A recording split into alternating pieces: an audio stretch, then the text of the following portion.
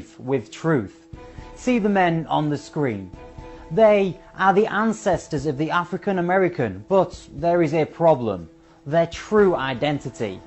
Thomas McNeely has the story. Well, William, the African American community is deeply divided due to the tagline, African Americans ain't Africans, which can be found in numerous places on the web.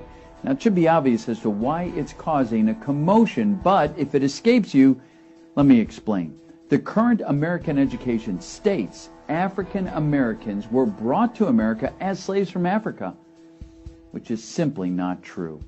They are American indigenous, not descendants of Africans. As they say, the truth is stranger than fiction. Although this fact isn't spoken of openly, it's not a secret. However, with programming such as Roots, 12 Years a Slave, The African American Story, and the Book of Negroes, is it any wonder why so many African Americans are confused?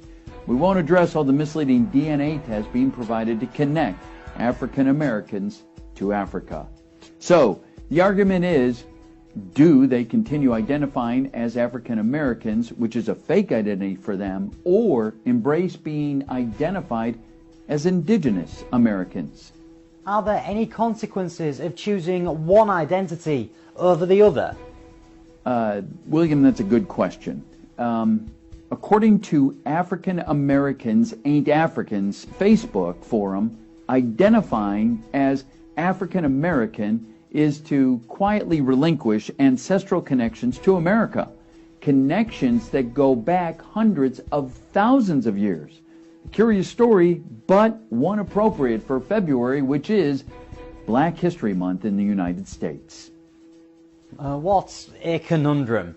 A story worth keeping an eye on for further developments. Thank you, Thomas.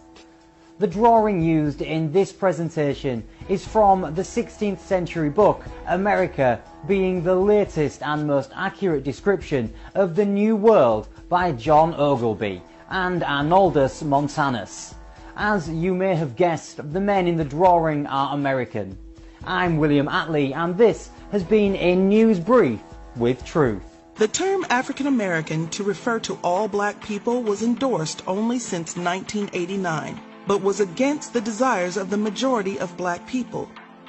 In fact, the term was endorsed by only 5 people, including Reverend Jesse Jackson and Ramona Edlin leading the charge, as a result of a gathering called the African American Summit, without the input of the majority of black people.